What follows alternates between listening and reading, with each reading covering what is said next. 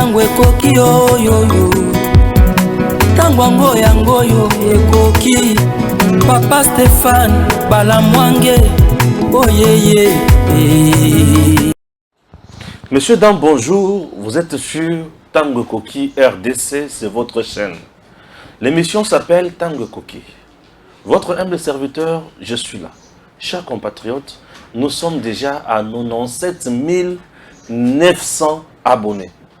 C'est-à-dire, il nous reste 2100 personnes pour atteindre 100 000. Ok? C'est très simple. Partagez nos liens. Vous qui êtes là pour la première fois, abonnez-vous. Demandez aussi aux amis et connaissances de s'abonner et de continuer toujours à partager les liens. Nous avons un objectif. Tous à la belé pour mettre à mal tout le détracteur Yambo Cannabis. Moi, je parle de mon pays, RDC. Chers compatriotes, Daniel Safou a sakani na ba Congolais na degré moko bozo na idete. Na lebi Daniel Safou. Daniel Safou azo yemba. Alobi nini. Mutu oyo aza makasi koleka bato nyonso na Congo, Moïse Katumbi aye. Aye po abenga na fachi, atinda fachi na Kananga. Atinda fachi na Mbujimai. Ndenge muze azongisaka Papa Etienne Tshisekedi na Mbujimai. Yoka niveau ya kosakana na mokonzi ya mboka. Abakisi les sous alobi pona marche na bango ya les 13. Tous les fonctionnaires de l'État, bakati bango salaire, il faut baya na marche wana baya ko présenter leur ras-le-bol. À lobby, le secrétaire général, il y a eu de PES, Augustin Kabouya général, qui est Kotinda, Batunayo Tena Machette, Baya Rokale Bango Nanzela. Wana Makamouya, Daniel Saf, Nazana vidéo, Borolandango. On en parle dans cette émission. En dehors de ça, Monsieur Kamita tout dit que Bazana, Vision To, et là, comment côté chiffré pour le peuple congolais. Mais Katumbi Fouaza la président. Il y a beaucoup de choses pour découvrir dans cette émission. Et on va parler dans plusieurs domaines. Ok? Merci. Je reçois pour vous Madame Karine Poekela. Voilà. Bonjour Madame. Bonjour Papa Stéphane. Bonjour Naba Kongomani Nyonso. Bazo Landabiso na émission Tango Koki. Oibike oyo Olanda Makapenza. Merci. Olanda Makape batu balingi yo makasi. Merci. Nazana mama kutu nanga muzinga Bernadette na kolezi tango nyonso chaque jour abenganga Landa Papa Stéphane la pesi mbote. Donc mama muzinga Bernadette. Na bandi 2000. C'est là le Madame Karine. Moujinga encore, mais Moujinga c'est le nom de ma fille. Ah, au moins, donc maman Moujinga moi na mayo. C'est le nom de ma mère. Ok. Ma mère c'est Rose Moujinga.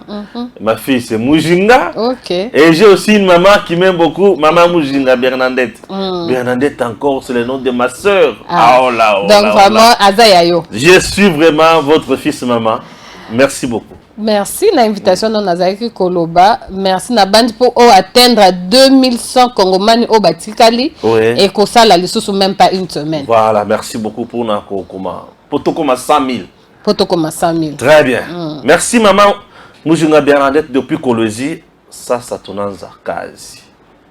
Tonanza ça kazi maman wangu. Bon. Vous êtes prêts, vous à l'aise. Nous sommes très à l'aise. Bon, c'est bon, avant toute chose, chers compatriotes, la SNEL, Oyo ezali na kati ya ministère pe ya portefeuille, SNEL eza loko ya l'État.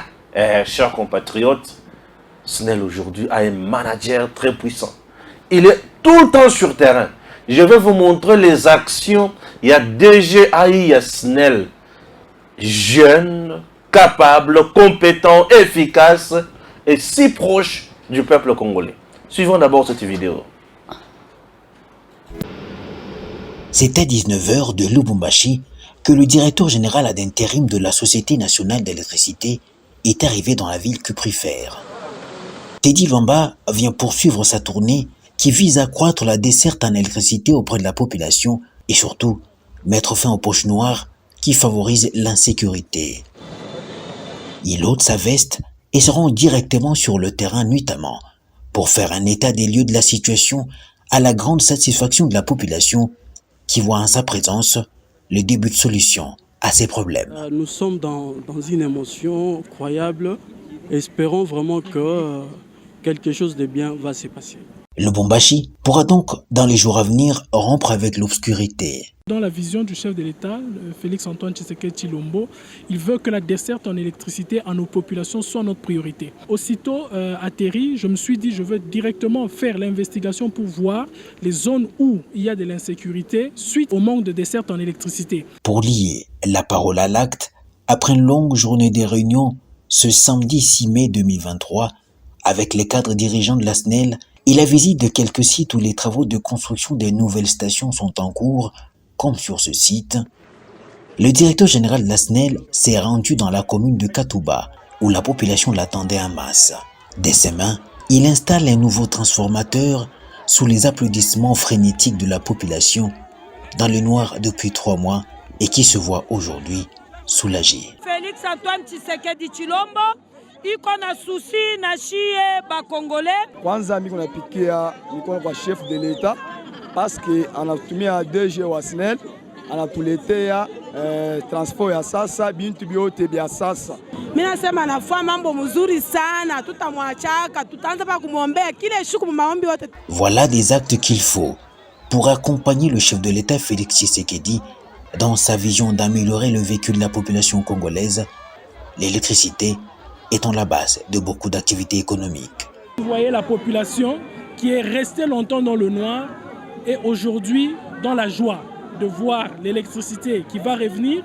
C'est aussi bon pour notre clientèle parce que c'est pour nous la SNEL aussi des abonnés qui reviennent chez nous, la facturation qui revient et la population qui sera desservie en électricité. Je pense que c'est ça accompagner la vision du chef de l'État Félix-Antoine Tshisekedi Tshilombo. Dans cet élan, et grâce aux nombreuses réformes impulsées par Teddy Luamba, la Société nationale d'électricité pourra utiliser tout son potentiel et redevenir une fierté de l'État en ce qu'il représente le premier levier du développement. Voilà, Fachi est déjà béni pour la SNEL. Le DGAI à SNEL, méritocratie au centre de tout. C'est le peuple qui gagne. Alors, maman, tu as Daniel Saf. Pose à la laisse. nalingi tolanda ye po bakongomani bamona teke tozokosela ye makambo. Daniel Safu tolanda ye mutu asukisi bino aye deja. Katumbi zongisa ye na kananga, Katumbi zongisa ye na mujima, Katumbi zongisa ye na kananga, Katumbi zongisa ye na mujima, Papa Katumbi zongisa ye na kananga, Katumbi zongisa ye na mujima. Force à toi Katumbi. Sili. Les 13, les agents de libération. Ah oui, hein? Merci maman Virginie. Que ton âme repose à les 13 fonctionnaires, enseignants, surtout que tu biloba enseignants, tu as 10 000. Vous avez été en marche. Namba ngona bafuta bango mukia wana bandolo ngola sipa. Yo ba kosa ba to bombe la bino ta boko ba mikolo. Mbo pesa rajo moto bomba. Bo pesa bango ba bomba. Mboko yo.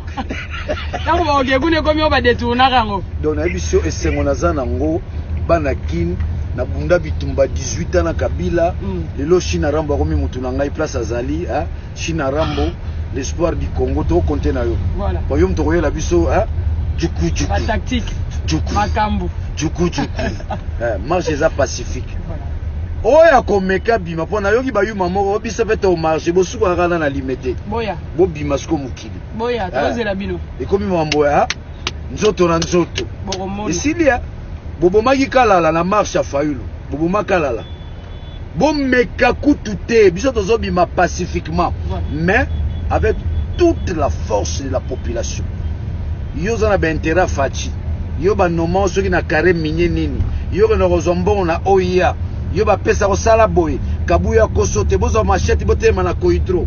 Nous allons vous écraser. Non mais ce qui fait mal hein. Bango bazo exploiter bino. Batinda rabino bo ki sango mo na Lubumbashi akufi hein. Moto en charge azati.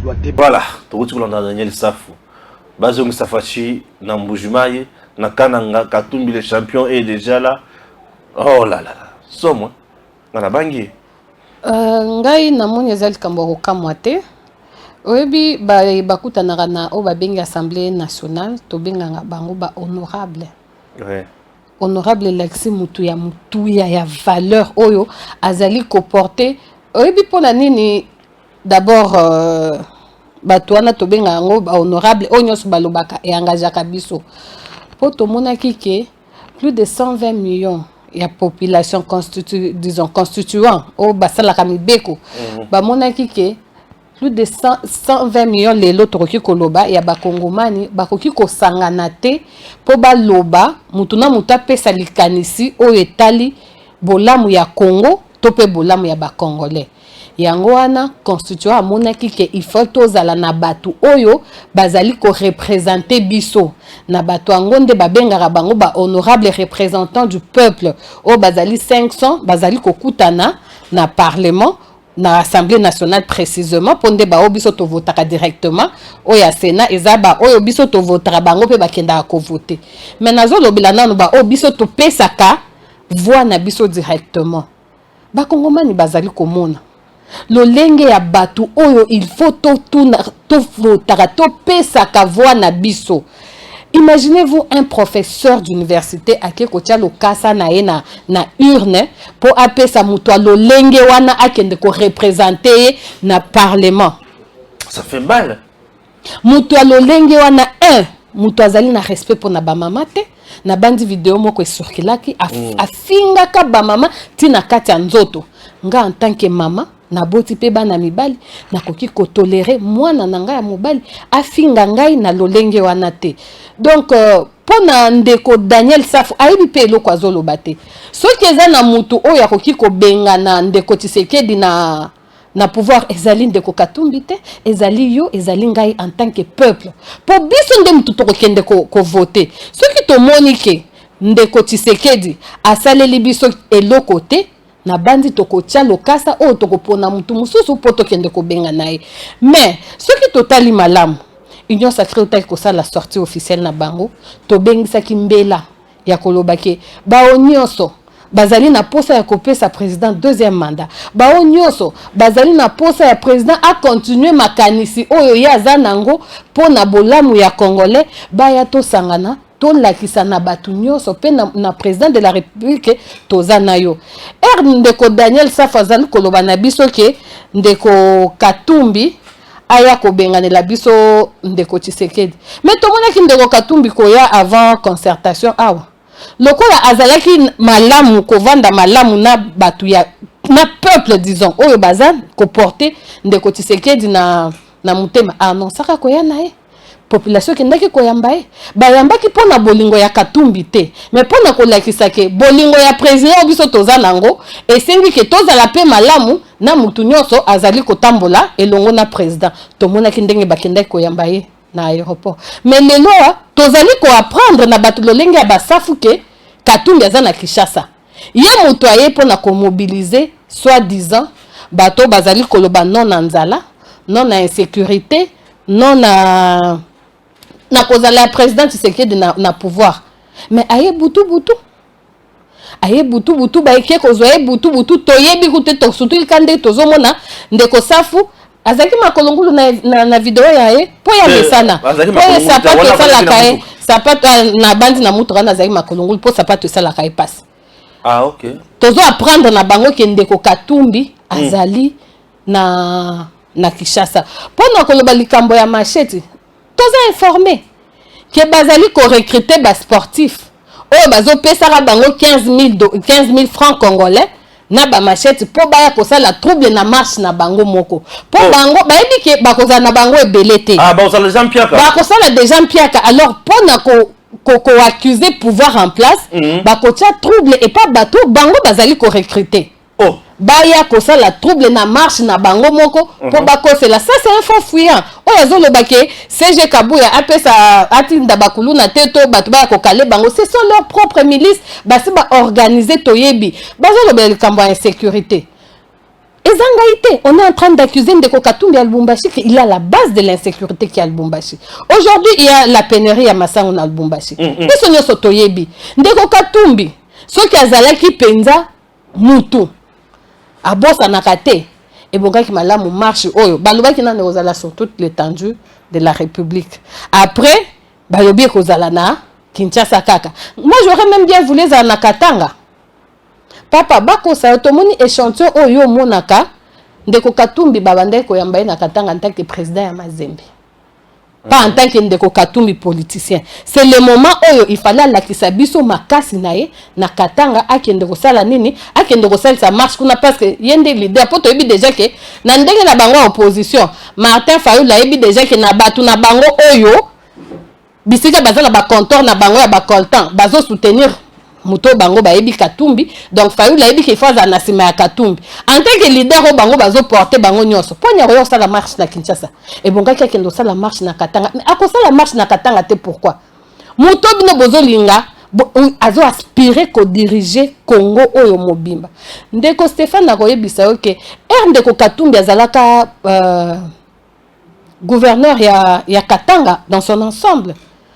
Mais ba grand commerçant ya Katanga ba mususu bakwaya ba misusu bakota banyongo pona nini bisika nyoso oyo Kongomani akokaki kozala na contrat ndeko Katumbi akokende kuna abotoli contrat ti ata ya ko fournir makala ti ya ko betisa brique ndeko Katumbi asakaparaki commerce nyoso ya Okatanga et ça que bana ya mboka bakokaki ko se retrouver te pamba te ndeko Katumbi azana souci ba Kongomani te ndeko Katumbi azana souci ba Kongomani mais muto yeti na Kinshasa vraiment po atambola la Congolais nyoso surtout bazo futa malamu te bazo salaire et bien on lobby Katumbi azana souci ba Kongomani te. Qu'est-ce que vous appelez ko futa malamu mais ça faut tout bazo kata ba enseignant ceux qui ba fonctionnaire 10 000 francs ndeko Safu azali lolenge un député te po ndeko Safu soki azali ki député digne oyo akendaka parlement kosala musala ayebi eloko babengi loi des finances atika la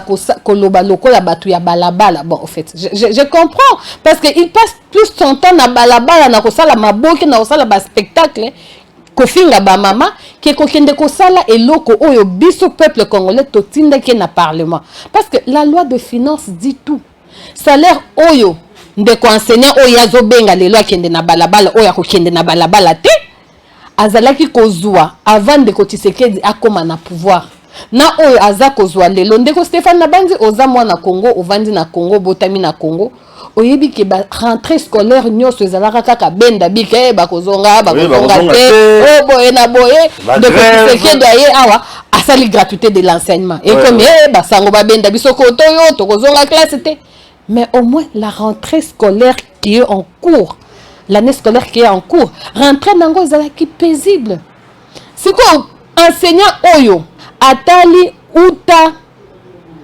ndeko Tshisekedi ayaki na pouvoir amélioration sur les conditions na ye ya musala kaka pona salaire te ata o etengami ebengami bitelo ba salle de classe ndeko Tshisekedi non seulement azali kotonga ya sika mais azali pe ko réfectionner oyo ya kala po etia ba enseignant na ba condition ya malamu non seulement enseignant libengana evimbi mondambu mais RP azokende classe amoni peke naza ko pesa classe cours to mateya na bana na ba condition o esengeli alors ndeko Safu avant ya loba na enseignant wana ke bazali ko futo malamu te e bongia kende ko interroger o babengi loi des finances parce que wana nde biloko nyoso yebanaka o salaire enseignant ya année passée zalaki boni année par rapport ya budget ba prévoir et kozala ndenge nini. Moi je pense que ba enseignant ba koyoka mutu moko kutu akoyoka bango parce que toyebi ke bazali ko ya wana la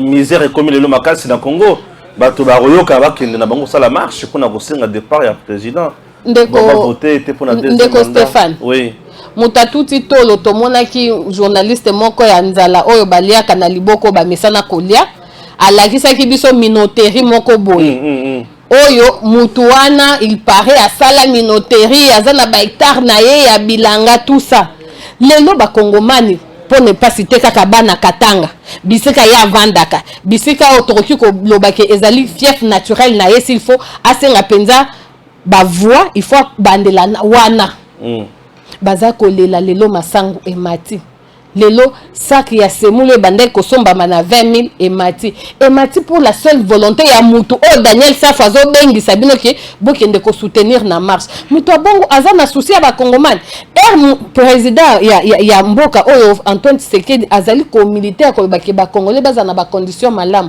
d'ailleurs bino na bango wana o ba minoterie banini wana d'ici là et ko banda ko polela bango ndeka bazo bomba na ba entrepôt po bateka te pour Congolais à souffrir, à se révolter contre Tshisekedi, mais Congolais passent à comprendre. Le gouvernement a zali kozwa ba mesures palliatives. Je crois d'ici peu, biloko wana e kozala tokoleka yango ba pénurie yana na ya masango, tokozwa ba solution na yango, mais mutu ya bongo bino bana kina ebi ke bozara mayele. Bokoki kokende kopé savoir ndeko Stéphane Bazolo ba pe ba ko marcher contre insécurité. Uta bitumba e banda na est oso mona ndeko Katumbi kotele makoloba na condamné Rwanda lelo bababa nyonso mokili mobimba bazalaka bababa bakokal ko citer que Rwanda muto ya agressaka et agressaka Congo mikolo nyonso mais il a fallu l'avènement ya ndeko Tshisekedi na pouvoir pour mokili mobimba bababa nyonso miracle non to mona te bababa nyonso mokili baloba ndeko Kagame mutazo agressé ndeko Kagame mutazo agressé mais nulle part au monde ndeko Katumbi kotelema kolobake na condamné Rwanda na condamné mais tout nanga ponya alobaka yango te il faut guerre wana ezala pour ba comptoir na ezana Rwanda e ba kozwa ba produit nini oh Katumbi azana ba comptoir na Rwanda oyo ezwaka esomaka ba coltan kolobate ke sombaka oyo ba bomaka ba Congolais pour ba katisa ba minerai coltan katisa or ekende kosala musala na comptoir ya Katumbi za kosomba te ko boma ba Congolais papa ceux qui zali ki kosomba en bonne et due forme lelo batu bazaloba o ndeko na moni polémique moko za sur la toile o ndeko Kazadi Nicolas Kazadi alobi na ndeko Tshisekedi ke alobi ndeko Tshisekedi za ndeko ya Kagame alobi ata tozo bomana ata tozo finga na mais Kagame reste le frère ya Tshisekedi consort. Donc le lot fachi aza frère ya Congolais na lingi na aza frère africain. Ce qui batu bazali ko comprendre te il faut pas kolongola maloba na contexte na yango. Ah ok. Yo zali africain, africain. Ndeko Kagame azali africain. Ndeko Museveni azali africain. On est des frères africains. Oui, nous sommes tous frères. On est africains. Donc tous ça bandeko africain bisonyo soso ka lobi ki azande kona. Oui, azande kona africain. Nazali ngande na répondre na mutum na ya koloba ke kosomba. Soki bazalaki batu malamu, soki Katumbi azalaki mutu malamu asomba biloko na ndenge ya malamu elongo na bandeko ne ya Rwanda parce que pona nini asali ba comptoir na ST là où on est en train de produire mais azoki ndeko salango na Rwanda bisika avant minéraux ne traverser il faut baboma ba Congolais soki azayaki kosomba na lolenge ya malamu ndeko Kagame président Félix Ayebisi alobi papa ole batu bakufaka po yozwa ka minéraux ekende pa na yo to sala lolenge ke yo o gagné ngana gagné mais bandeko na ngai ba Congomani bakufa te mais lokola bango pona bango c'est du sang ou rien bakoki jamais konzima basala eloko na ndenge ya malamu na ndenge ke ezali kobima malamu muto azali kokufa te Katumbi alingi ba Congomani bakufa ndeye azwaka ba comptoir na ezala ravitailler c'est pourquoi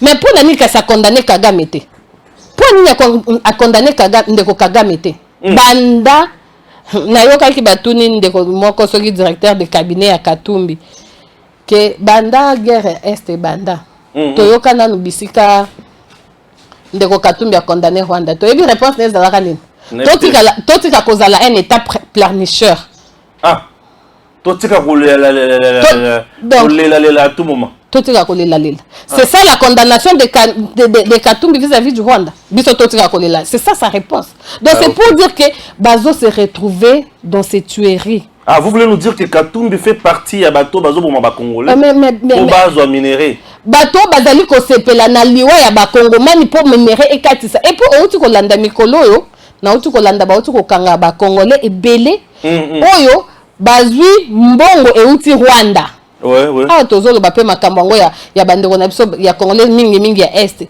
faut boyebaka eloko bolingi batie état de siège wana mpona kopekisa minere na biso ekatisaka ekendaka korenforce bato bazali kobundisaka biso ntongo midi poko mais bino bakomi kotindela bino nayebi pe te mbongo yango soki eye na nzela katumbi mpo eza na comptoir kuna soki comptoir neza vide ezozwaka minere te mais c'est normal akotisa mbongo basombela ye or mais er bazali kokende kosombela ye baosombele na ndenge ya malamu te fo baseme susu ya insécurité oyoki ke ba M23 baoti susu korenforce bango na Rwanda mais mbongo wana yeki kosani ndeko Katumbi aza na comptoir na Rwanda lelo sikoyo bakongolais to pe bakinois bakokende kosangana na mutu ya bongo balobi to marché donc bon marché po bobeta maboko na bandeko na biso bazokufa na est po baminere baor ekatisaka Katumbi akende kosala mbongo ya koyobenga na Kabila Tshisekedi. Ah bon? Vous comprenez ce que ça veut dire?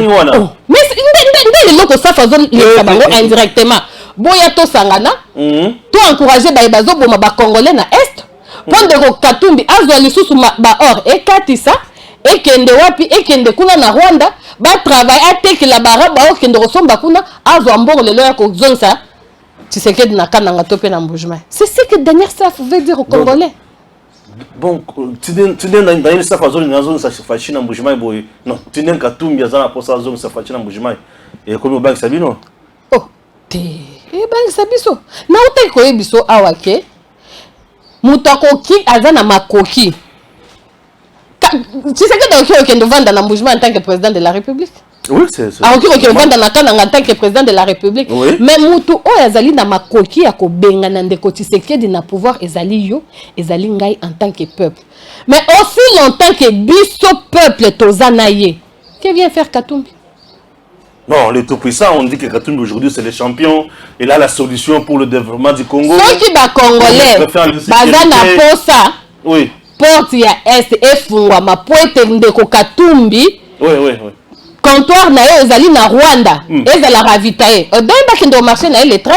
Wane ko lakisa penda ke tobeti maboko o bandeko akatanga balelaka mukyo ya koma ekosala tik brick. Ya tour ekozala kwa bofongolele boulevard, bofongolele couloir. Ndeko Katumbi bimisa minéré boma bandeko na biso ba congolais pour yo comme président de la République. Alors moi je pense que congolais to komi mature. Toyebi nani azali na biso te. Toyebi que le 13 wana congolais nyoso conscient akobima na nzela te kokende ko pesa muto azana posa ya bandeko na biso na est bakufaka po ba comptoir na Rwanda ezwaka matière bakoki kokende ko soutenir yete. Tout les solutions pour na Congo te. Papa, ba pesa ke kaka province ya Katanga. Bakatange ba grand commerçant nyoso balela po abotola ba contrat nyoso. Bongo sko bozwa muto bongo bo pesa Congo. Torozwa nanu ba famille présidentielle, maison civile, ndenge lo baranango maître Joël Kiti. Maison civile ndeko za la benda bika. Maison civile. Ba Rwanda bakoya. Ba Rwanda. Officiellement boko benga na bango ndeni. Et puis er bakoya na toyebi ke soki ndeko na bangazu pouvoir donc ba site nyonso minye kozala ya bango wana kuto ekozala ko boulevard danger sos de la biso bo panzi penda bo fongoli boulevard botikeli bango couloir polele. Madame Kavinzela no muke olobi maison civile soki Katumbi azu pouvoir maison civile comme ya ba Rwandais et bon belle famille nae moi c'est les rwandaise burundaise donc ba burundais c'est pas faire na bango na ba Rwandais ba iba tondi kuna ba vandi kuna bozu ba juif bozu ba zambien. Ah, c'est ma Bakari Migné na biso nyonso. Et tondi ba juif na ba zambien. Wane kozala penza officiel. Wane kozala penza boye. Ou les maisons civiles chef de l'État. Bien moura na zam. Mais moura ngo pe otala. Otala bilonga moura ngo kozala ndenge nini? Et kozala ka ba Rwanda. Omoni ba balata ka bateni na biso na nini kuna ndenge ya kobata. Ah, na zam. Ba kolata yango officiellement. Ba koya siko na cadre présidentiel. Officiellement. C'est quoi congolais? Yo oza na posa to vivre biloko na ah. Donc M23 akoya JR siko. Akobongo la siko alongo M23 comme JR officiellement. On a vu Katumbi au pouvoir. Oh. Papa, et puis tu es bien que moi la mobile soki abali mwasi abala kaka yeta abala na famille na yango na Katumbi na miracle esalemi mokili mobimba baba ndakoloba Katumbi atikala baba ti lelo mokili mobimba comme Kolobat. Miracle dans le Salamate, le monde entier qui était muet a commencé aujourd'hui à parler. Kagame Moutazo azo agressé. Kagame Moutazo. Seul Katumbi à saisir de Aboua Kaminama et à journée pour Alobati. Ça la marche pour l'insécurité ici, là, à l'Est. Katumbi, ça la marche. Papa, aye ko officialiser, aye loko la ba congolais, ba légitimer ko bomaya azo ko bomana est pour na ko katisa ba minerai ekende na comptoir na Rwanda. C'est ce qu'il est venu faire. Et moi je pense pas que ba congolais ba roza naïf jusqu'à ce point-là. Il y a koloba ke to tambola na mutu oyo azali ko permettre à ce que bande ko na biso ba kufa po yazwa orekatisaka et kende ko ravitailler comptoir na ye. Na nito milelo au moins état de siège. Et c'est pesi bango milelo Katumbi amoni ke comptoir e komi ko dinda. Comptoir e komi ko dinda rosanine. Zambe. Ausala nini? Biloko ndo mun delice sanga kia na poto kuna zolo babazo ko sabino ba budget ya lokuta ya 16 milliards gratuité ya enseignement de base ya bana bazana niveau d'études ya malongate. Oyebinga linga mutoya nanga na enseignement à gratuité de l'enseignement pour na ko démontrer que biloko bazali kolobake o enseignement et ko diminuer qualité ya éducation ya enseignement ya bana pour être bana ba komi ebele na ba salle de classe ezali likuta ezali parce que Kongomani alingaka kosala étude comparative te et muto yo bango bazo kanisa lokwa batinda ki akende représenter biso na parlement enda maele koleka batu nyonso voilà il peut passer à la télé manipuler l'opinion koloba biloko azoloba wana yebisa ndeko Delice Sanga aya na ba chiffre eux la kisike bana bazali ebele na kati ya ba salle de classe ngape na ko opposer ba chiffre papa Stéphane banda 1960 tozo indépendance kino 2019 lelo tokoloba tokomi na 2023 tokomi na 63 ans ya indépendance ndeko Fatia sali 4 ans ata kutu ngai na mona kaloko sali 4 ans te poso toche une année ya covid toche une année ya biloko ya ba FCC ba tocha ka 4 ans poto bona biso toke na discussion toche ka ke ndeko Fatia sali 4 ans to sali 63 moins 4 ans totika na 59 ans 59 ans il y a eu 4 présidents qui ont défilé et selon les statistiques de tous ces 4 présidents qui ont défilé, Batikala Kotongela Biso Kaka, 981 écoles. 981 écoles. Ce qui a bien divisé, Bango, Nab Oyatongaki, na Oyatongaki, te Nasali Kaka, péréquation, Toka Bola Bango Kanyos. Ça veut dire président Mokatonga, 14 écoles Kaka. Et ça, Oya Salaki 18 ans, Oya Salaki 32 ans, Oya Salaki 2 ans, Oya Salaki 4 ans. Bango Nyos, on a naché Bango Kabatonga, 14 écoles. Ndeko Fatia est na pouvoir. Dans 4 ans, il a construit 789 écoles. 789 oui. Écoles. Wow. Non, ça veut dire, Batongaka 919, lui, il a construit 781 écoles. En tout et pour tout, à ces jours, nous avons 1700 écoles. 1700 écoles, Wanasiko. Tozu bana tango gratuité zala quitté. Bana oba bandaki kokende classe. Ce qui te divisé ban en nombre à école, na nombre à ban au bazalaki, tozalaki ce qu'on s'est retrouvé par année par école, na 15 000 quelques élèves dans une même école parce qu'on avait que 919 écoles. Aujourd'hui, les 919 plus les 781, nous sommes à 1700 écoles. Nous prenons plus les enfants qui se sont rajoutés. Aujourd'hui, to divisé, on a 12 000 quelques élèves par année par école.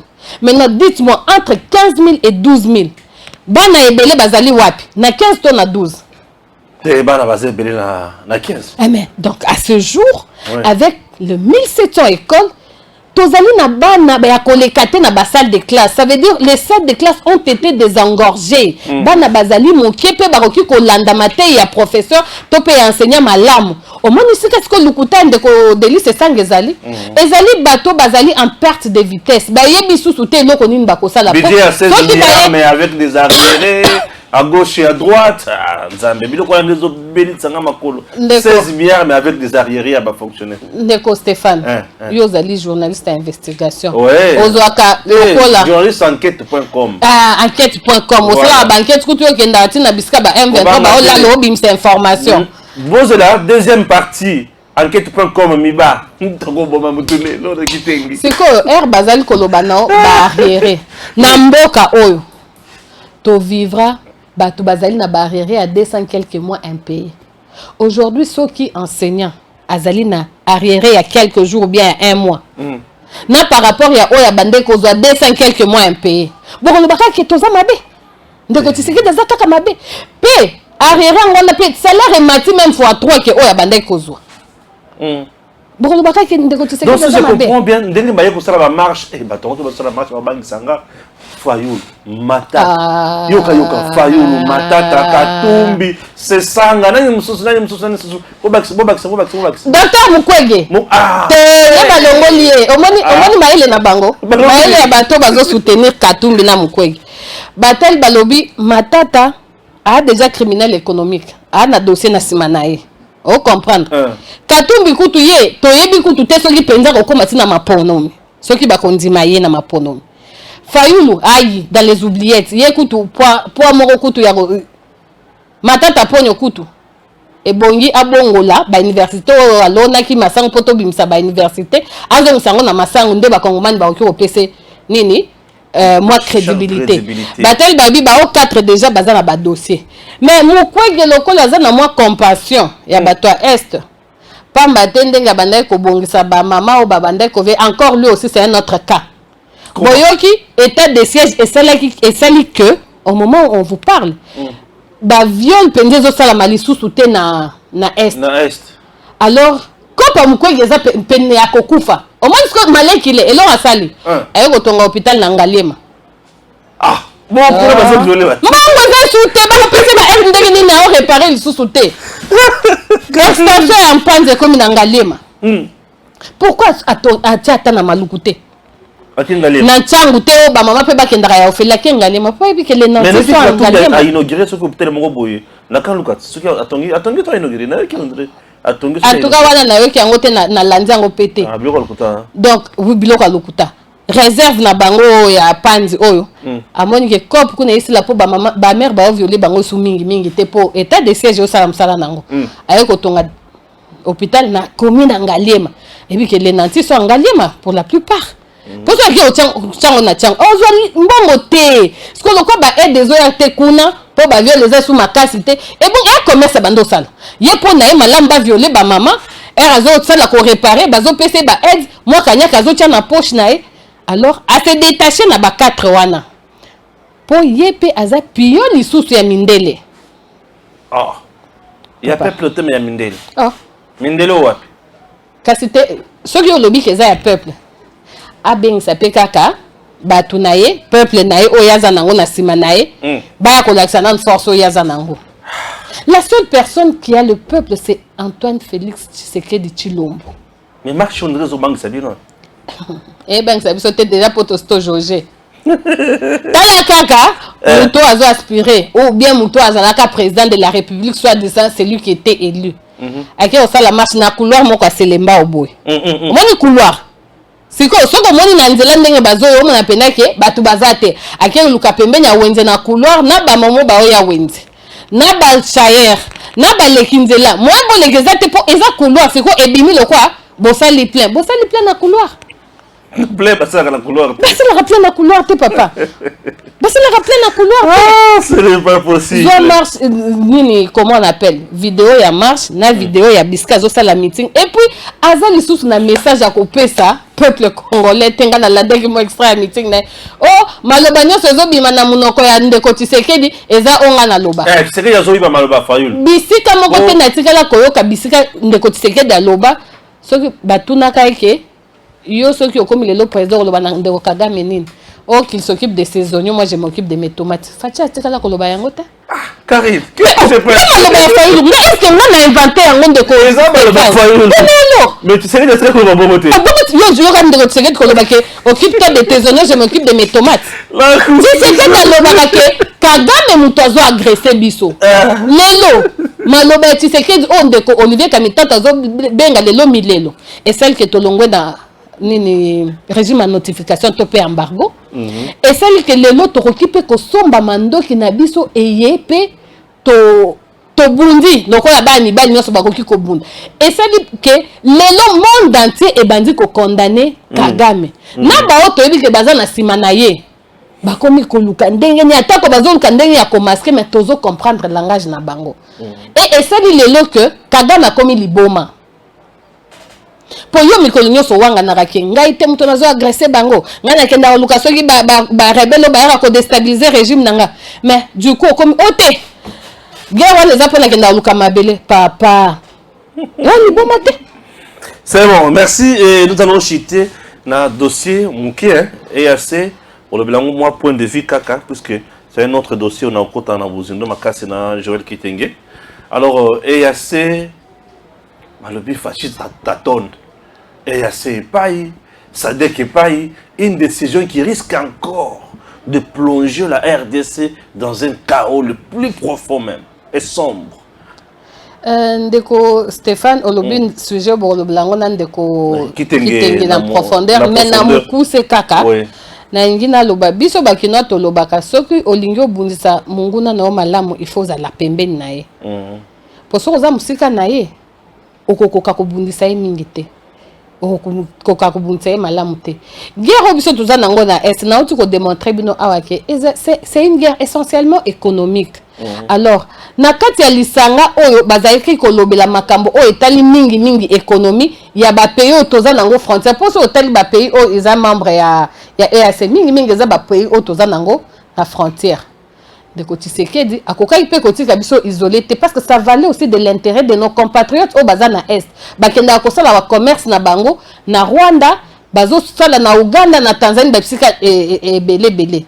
Alors il fallait biso peto kota pona ko alléger o ezali ba taxe o bande ko na biso bazalaki kokutana nango parce qu'on n'était pas un pays membre mais que cela ne tienne kozala na biso na EAC ndeko misi ndeko Kagame liboma po azalaki kokosa ote et minorité soki ya batuti soki biloko nini balobaka wana mais biso to poussani on l'a tendu même la main comme l'a dit le ministre Kadima.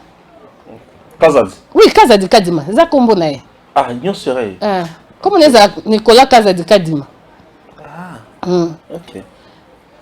Attendre le boko pour na roloba ke to ça la commerce na ndenge sengeli pour peuple nangé ku fakate yo pe yo boko fanzala te parce que mutu moko bossa nteke sans le Congo le Rwanda et ku fanzala. Alors, pour biso to ça la gagnant. Toza na lisanga to e bakosungana.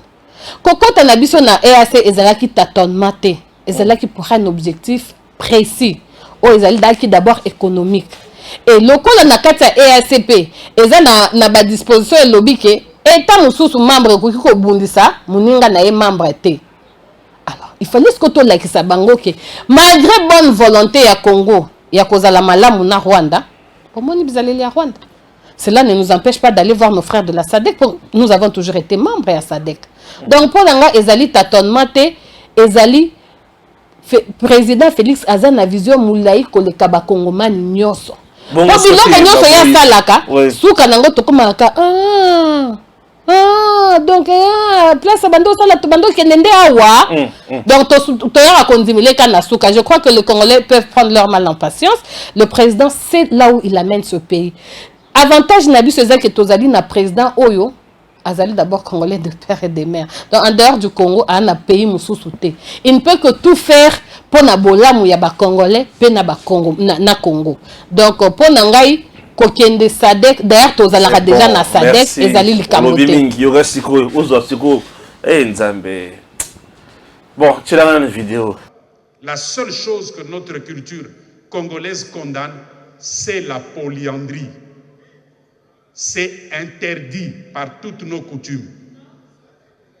La polygamie est un phénomène normal, un problème de régulation de société. Honorable Président, je tiens à vous remercier puisque vous avez compris l'intérêt qui est suscité par la salle concernant ces dossiers.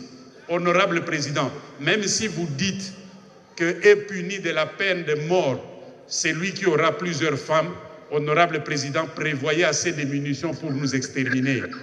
Nous n'allons pas céder. Les hommes sont prêts à mourir pour ça. les femmes sont plus nombreuses que nous. S'il y a un taux de suicide très faible ici en Afrique et surtout au Congo, c'est puisque nous arrivons à nous occuper de 2 ou 3 femmes. Donc il n'y en a pas beaucoup qui sont délaissées, pas besoin de suicide, pas besoin de détresse. En Europe, où on veut réglementer tout, le taux de suicide est le plus élevé. Honorable Président, tout le monde n'a pas eu la chance d'avoir son mari à lui. Ne privez pas aux autres. Les femmes doivent être solidaires. Quand elles arrachent les maris d'autrui, elles trouvent normal. Mais quand l'homme veut prendre une autre femme, il veut qu'on réprime. Honorable Président, Tongaba Lokota na zelu et Bunga Kakaka na zelu. Aujourd'hui, Honorable Président, vous pouvez tout faire. S'il vous plaît, Honorable Président, s'il vous plaît, Honorable Député, chers collègues, que personne ne puisse réprimer la polygamie dans ces pays.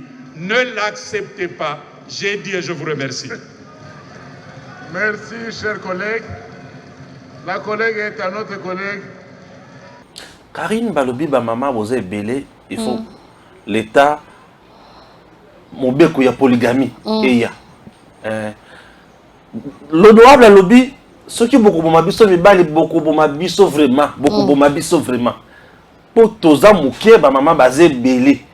Il faut tous les bassi belé. L'État encouragé tous les bassi belé. Pour éviter le suicide. En Europe, moi, c'est moko se suicider mingi. Na Congo, mutoza na 4, 5, 3, 2. Ça va quand même. Le suicide de la moquée. Comment trouver proposition à la loi? Au fait, ngai pour nous répondre na likambo oyo, na kozala pour te na kozala contre te. Des oppositions moko. Nazali ko s'expliquer ndeko Stéphane. Des oppositions na opposition moko. Ceux qui positionnent la Roki Koloba. Moi, je comprends que les hommes veulent justement officialiser ce qu'ils vivent tous les jours. Est-ce que c'est au profit de la femme? Point d'interrogation. Ou bien, ezali ndenge yo lobby, bazali ko banga ketobo mabango po bango bazala ramuke biso tozala kebele. Moi, je pense que si la femme ramuke basi bazé belé. Ya on a lobby bango bazala ramuke biso tozala kebele. Ah, bien sûr. Alors bango ba moni ke pona ko compenser ya moi déséquilibre, moi je pense que si la femme doit être contre cette loi, ba mama bazwa maile ya kolobake na législature otozali koya ba voter ba mama bazali belé na parlement po ba boya kalwa wana ya bongo po na minute oyo. Si les hommes sont d'accord que moi, Karine, je refuse ou pas, ça va passer parce que c'est la majorité. C'est ça la démocratie. La démocratie, c'est la dictature de la majorité. Le quoi bango de balinga kailoko wana. Le quoi bango peut nous proposer. Le quoi bango, le quoi la bango. Je pense que la loi va passer parce qu'ils sont majoritaires au Parlement. Parlons un peu sur le plan sentiment personnel. Sur le plan sentiment personnellement, moi je me dis en tant que femme, na roboya yango. En tant que femme, na roboya yango. Parce que tu sais, là où vous cherchez à réparer, jalousie pèse à la rater. Donc l'État dit que tous amis balé dans la place à robot à souster papa. Bon robot a bien beaucoup famille biso te trop banda beaucoup. Moi en tant que femme na robot ya nanga yango. Mais je pense que c'est quelque chose qui se vit chaque jour et les hommes estiment qu'ils veulent légaliser ça. Si nous les femmes nous voulons pas de ça. Militants que nous soyons nombreuses au Parlement pour tout le monde voter la loi à l'olenge wana et biso tozo se polygame bien sûr hein. Oui. Bon, ça dépend. Tu sais, l'amour est un peu difficile hein. Ko expliquer yango. Mutu mususu omone azana kati ya polygamie mais azali ko tia basi nyonso à l'aise. Ouais. Mususu azosa la polygamie kaka parce que o wana kuna asaboti ne ba ne belé. Moi boya ya azomona ka o ya kokoka pe ko boko la bana o te. Bon pour nga nazo équilibre nanga moko l'égoïsme de l'homme. Pour azo équilibre na ya vie bana bakola ka malam parce que baza pembeni ya maman na bango mais en entendant il peut retrouver moi continuer quelque part, il vit sa polygamie comme ça. Bon nga pour nga les hommes polygames ça dépend de chacun comment est-ce qu'il vit sa vie hein. C'est que mba opé aye 500 d'autres. Moi je suis kassaïenne de père et de mère. Ah, vous êtes intéressant. Moi Wakabunda. Territoire? Moi na Demba. Demba Mutomba Kubaz. Demba. Pour dire que chez nous, les Kassaïens, on ne fixe pas la dot. On dit juste à l'homme, valorise ta femme. Na loi $500. Mais si cet homme-là pense que ma valeur est $10,000, il va donner. Ce n'est pas l'État qui viendra dire au copé sa tête parce que c'est sa volonté. C'est ce que moi j'ai vu chez moi. Donc on n'a jamais fixé la dot chez moi parce qu'on ne vend pas la fille. Mais on dit seulement à l'homme, valorise ta femme. C'est là aussi les moyens de l'homme. Ceux qui moyens à mobile, ils allient $300. Et c'est la valeur qu'il estime qu'il donne à sa femme parce que moyenne, c'est limité à $300. Il ne peut pas aller à $500 parce que la loi le dit. Moi, je pense que cette question de dot, la loi est érotique à la carandine érotique là, mais sur le plan pratique, ça dépendra d'une culture à une autre. Yo lingi moi scenario, oh le lobby $500 pas na la lobby 1500. Oh ça ni. Hein? Yo olingi moi scenario. Le lobby pose moi soit yo olingi. Pesa $500 ça suffit. Et son papa dit moi $1,500 kaka. Moi c'est pas le binga na oye pas na bongo te faut honorer ngai pas na biso. Tu fais quoi? Libre à toi. Mais tu vas au Kokabwanakana autant de femmes jusqu'à ce que Okoba la celle qui ne sera pas l'amour de ta vie. Parce que au tanana ou peut-être asa déçu ou bien oyandoki ou bien oyo asala vie comme quelqu'un qui n'attend à $200. Au kuta na bon ben tu vas prendre $500. Bah on balé. Non, il y a quelque chose à raisonnable il y a d'autres, non, il y a polygamie. Moi, je pense que la polygamie est raisonnable parce que c'est une vie. Il y a quand même bien. Oui, il y a quand même raisonnable. Pourquoi? Parce que même si on ne veut pas le dire, ezali vie ya batu ya mikolo na mikolo. Okomona ministre moko. Mais assez installé moi fille moko quelque part où il se considère un homme marié avec cette fille-là. Alors si la loi va leur permettre de le faire officiellement, mais aussi, ça dépend aussi de la religion de chacun. Oui, loi et lobby, mais Nzambe non lobby. Nzambe, Batumuso lobby que c'est une loi contre la Bible, c'est la vérité. Naïe bien ôté. Non. Naïe bien ôté. Mais moi je dis ça dépend de la croyance d'une personne à une autre. Attends, moi je vais te dire, il y a le pasteur Cass.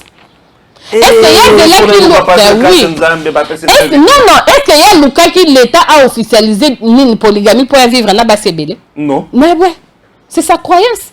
Il y a Kanisa qui oui, il vit à l'aise. Il a beaucoup de femmes. Donc l'État peut-être ayant de protéger les autres femmes. Parce que le losoki pasteur wana azate.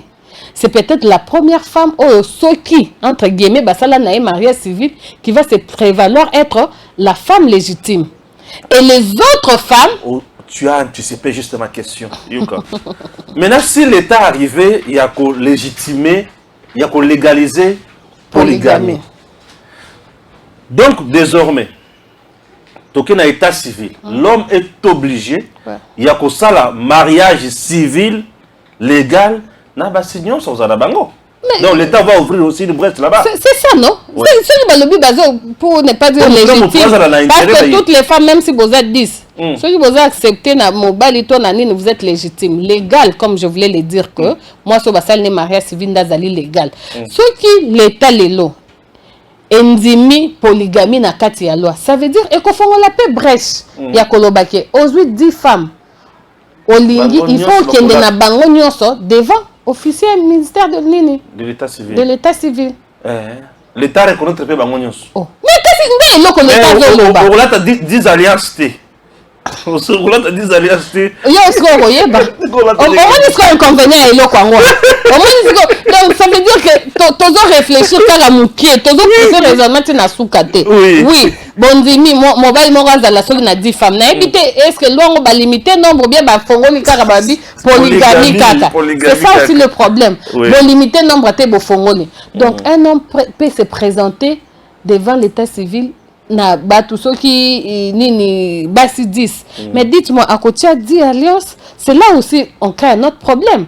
À côté de 10 alliances ou bien à côté de alliance il y a liboso to nyonso rosa ngaso ko pas na faut la alliance na ngai ngaso ko pas na faut la alliance ben oui c'est non basi bu créer ala alliance na yo ndenge ndelo bino bozo ngabo créer parce que ngana kondimate ngai o meminga liboso ya l'état. Omemi madame Irène liboso à l'état, madame Sophie liboso à l'état. Si vous avez un alliance à madame Irène pour les kinga nanine. Na mingi obiso comme na même pied d'égalité. Tout le temps légal. Où est-ce qu'on vit ce sentiment qui maman? Justement, c'est là où je te dis, na lingi ko za na nini te mais soki na koti siko na bomwasi. Toutes nous sommes légales. Mutoko tout est sous tole ya kolwa ke ngande mwasi légal azate. Nous sommes toutes légales. Maintenant, yebisanga okolata alliance ya ye yanga te point. Si il faut porter l'alliance sur lata bisonyo sur lata 10 lata 10. Ou bien ceux qui comme pas nanga ko tout ceux qui ngai na ko sali sapenda alliance nanga na komi kombo munene. So ko za nanga fo lata nga na moni kombo nanga ba oui. Bon, merci. Merci. Ça a été pour nous un grand plaisir. Que Dieu bénisse la République démocratique du Congo. À très bientôt. Merci. Tango ekoki oyo tango yango yo ekoki Papa Stéphane Balamwange oyeye